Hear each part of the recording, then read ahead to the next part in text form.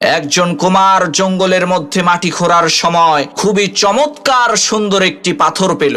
সেই কুমার ওই সুন্দর পাথরটার সাথে গাছের লতা বেঁধে একটি মালা তৈরি করে তার গাধার গলায় বেঁধে দিল এবং জঙ্গলের সেই মাটিগুলোকে গাধার পিঠে তুলে দিয়ে বাড়ির পথে রওনা করলো। পথিমধ্যে একজন স্বর্ণকার জহুরি সেই কুমারকে বলল, ভাই, তোমার গাধার গলায় যেই পাথরটা আছে সেটা কি তুমি আমার কাছে বিক্রি করবা?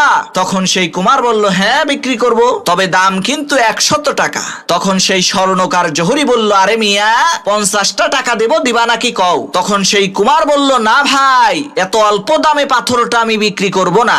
এই বলে সেই কুমার সামনের দিকে রওনা করলো। পথিমধ্যে আরেকজন স্বর্ণকার জহুরি সেই কুমারকে বলল, ভাই, আমি তোমাকে 1000 টাকা দিচ্ছি, বিনিময়ে তোমার গাধার গলায় থাকা ওই পাথরটা আমাকে দিয়ে দাও। কুমার বলল, ঠিক আছে, নিয়ে যাও। কিছুক্ষণ পর প্রথমের সেই স্বর্ণকার এসে বলছে, কি ভাই, পাথরটা কি বিক্রি করে দিছো নাকি?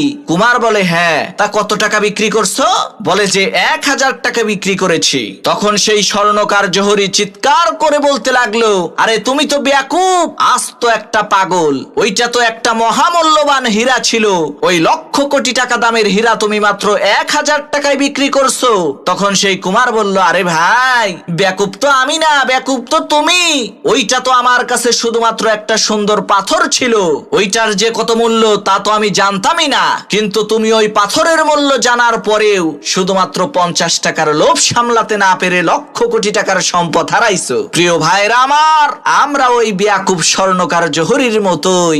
আমরা জানি জান্নাতের মূল্য যে কত, কিন্তু 50 টাকার সামান্য এই তুচ্ছ দুনিয়ার লোভ সামলাতে না পেরে আমরা চিরতরে জান্নাতকে হারিয়ে ফেলি।